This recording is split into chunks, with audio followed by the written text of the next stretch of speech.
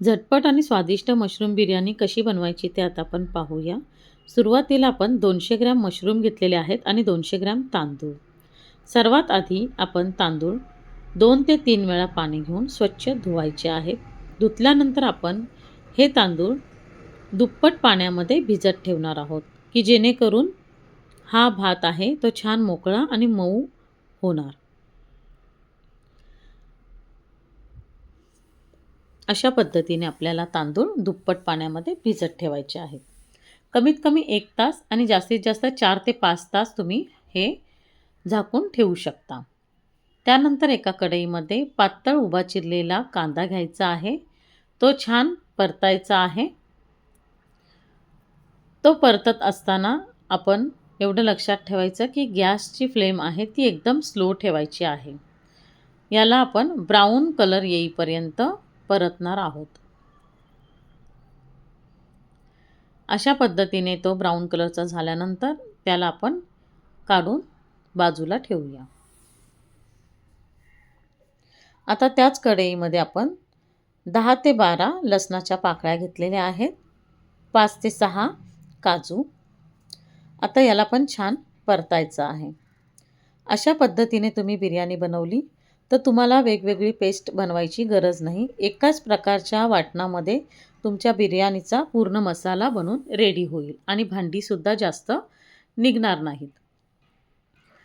लसूण आणि काजू चांगलं फ्राय केल्यानंतर त्याच्यावरती आपण 2 इंचाचा आल्याचा तुकडा किसणीच्या साहाय्याने छान किसून घेऊया.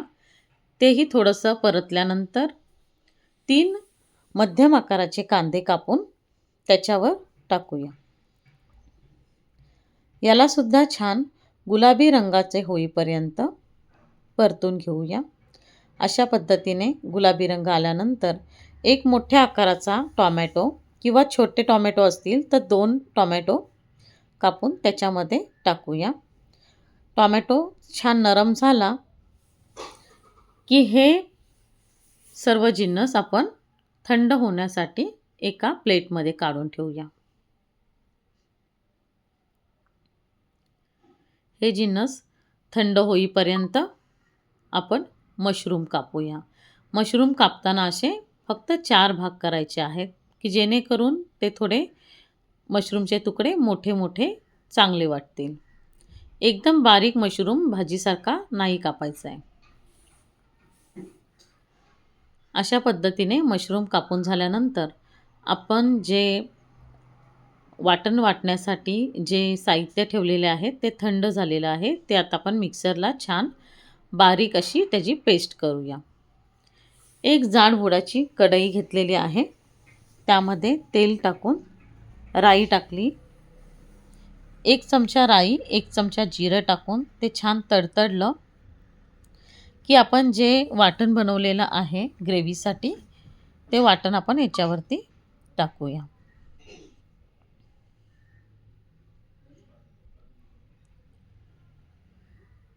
यासाठी आपल्याला जाड बुडाची कढई लागणार आहे.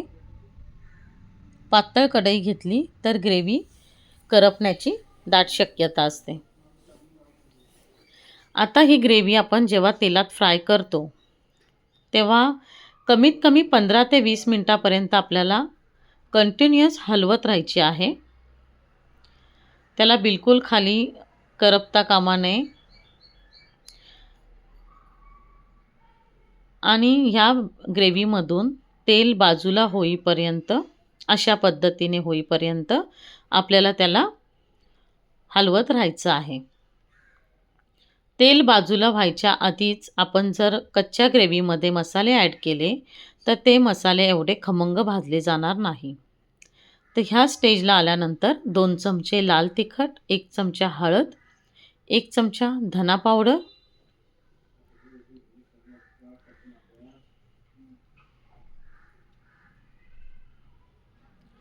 1 चमचा गरम मसाला, 4 ते 5 काजू,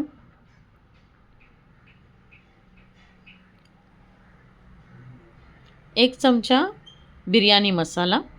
मी एव्हरेस्टचा वापरलेला आहे. तुम्ही तुमच्या आवडीप्रमाणे वापरू शकता. थोडंसं हिंग घेतलं आहे आता याला आपण छान परतून घेऊया. ग्रेव्ही कच्ची असताना किंवा तेल सोडायच्या आधीच जर मसाले टाकले तर ते मसाल्यांचा स्वाद एवढा चांगला येत नाही. आता पहा, खूप छान वास सुटलेला आहे. अशा पद्धतीने बिर्याणी केली तर तुमची खूपच चविष्ट आणि स्वादिष्ट होईल. मस्त खमंग वास सुटलेला आहे मसाल्यांचा. अशा पद्धतीने सुटलेल्या तेलामध्ये मसाले छान आपले परतून झाले की त्यावर मशरूमचे तुकडे टाकून घेऊया. ते तुकडे छान परतून त्याच्यावरती आपण झाकण ठेवायचं आहे. ह्या झाकणावरती आपण थोडंसं पाणी टाकूया की जेणेकरून कढईमध्ये मशरूमची ग्रेव्ही आहे ती कढईला चिकटणार नाही किंवा करपणार नाही. 5 ते 7 मिनिटांनी आपल्याला सारखं हे उघडून हलवायचं आहे.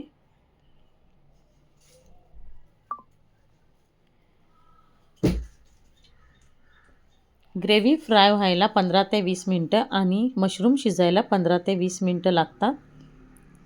आवश्यक वाटल्यास थोडंसं पाणी टाकू शकता.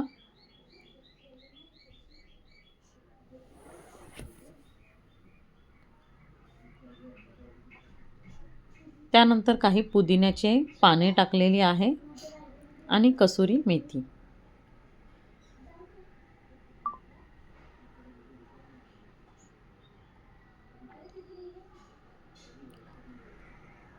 पुन्हा थोडं शिजल्यानंतर आपण त्याला पुन्हा छान परतून घेऊया आणि झाकण ठेवून थोडा वेळ शिजवून देऊया. आता जवळपास ग्रेव्ही आपली शिजत आलेली आहे. आता त्यामध्ये थोडा चमचाभर दही आणि चवीप्रमाणे मीठ टाकलेलं आहे आणि पुन्हा थोडा वेळ आपण याला शिजून देऊया.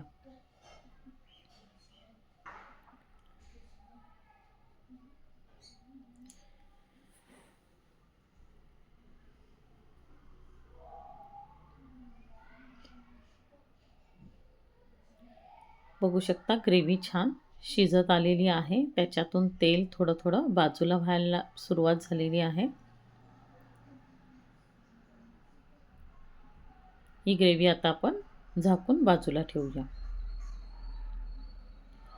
त्यानंतर एका मोठ्या पातेल्यात तांदळाच्या 5 ते 7 पटीने पाणी घेऊन त्या पाण्यामध्ये अख्खे मसाले म्हणजे तमालपत्र, चक्रफूल, वेलची, दालचिनी, लवंग, काळी मिरी आणि थोडंसं तेल टाकून आपल्याला ह्याला उकळा काढायचा आहे. उकळा काढण्याआधी आपण थोडं जाडं मीठ आणि बारीक मीठ दोन्ही पद्धतीचे मीठ घातलेले आहेत. छान उकळा आल्यानंतर आपण त्यामध्ये अर्धा लिंबू पिळून घेऊया जेणेकरून आपला भात आहे तो एकदम पांढरा शुभ्र होईल. आता आपण त्यामध्ये भिजवलेला तांदूळ घालूया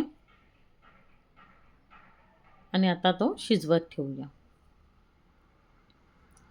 15 मिनिटांमध्येच हा तांदूळ छान शिजला जातो. आता आपल्याला हा जो भात आहे तो छान गाळून घ्यायचा आहे. अशा पद्धतीने गाळून झाल्यानंतर त्यामध्ये जे काही अख्खे मसाले आहेत ते आपण काढून बाजूला करूया जेणेकरून खाताना दाताखाली येणार नाहीत आणि लहान मुलांना ही बिर्याणी छान आवडेल. आपला भात पूर्ण मसाले काढून झालेला आहे. आता त्यामध्ये आपण चिरलेला पुदिना, फ्राय केलेला कांदा आणि चिरलेली कोथिंबीर टाकून त्याला छान मिक्स करून घेऊया. बघू शकता किती भात छान वाटतोय.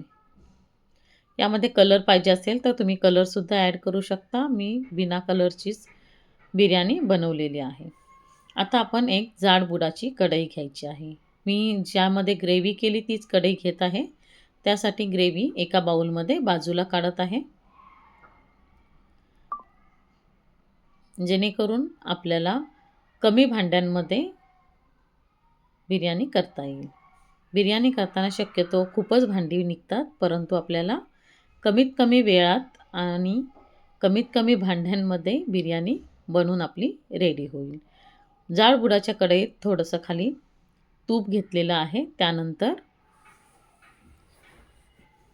भाताचा 2 ते 4 इंचाचा थर पसरवलेला आहे. त्याच्यावर आपली बिर्याणीची जी मशरूम बिर्याणीची ग्रेव्ही बनवलेली आहे, ती ग्रेव्ही आपण त्यावर टाकणार आहोत. ग्रेव्ही टाकून झाल्यानंतर पुन्हा तिसरा थर द्यायचा आहे भाताचा. असे एकावर एक थर देऊन बिर्याणी बनवूया आपण. आवडत असल्यास अधूनमधून तूप घाला, की जेणेकरून बिर्याणीला खूप छान चव येते. अशा पद्धतीने पुन्हा एक भाताचा थर देऊया. या स्टेजला तुम्हाला जर कलर पाहिजे असेल तर तुम्ही कलर दुधामध्ये मिक्स करून वरून टाकू शकता. थोडंसं तूप मात्र नक्की टाका, जेणेकरून बिर्याणी खूप छान लागेल. आता त्याला आपण 5 ते 10 मिनिटासाठी झाकून ठेवूया. अशी ही बिर्याणी तयार होते. पहा किती छान बिर्याणी तयार झालेली आहे. आवडली असेल तर नक्की लाईक करा, शेअर करा आणि आपल्या चॅनलला सबस्क्राईब करा. धन्यवाद.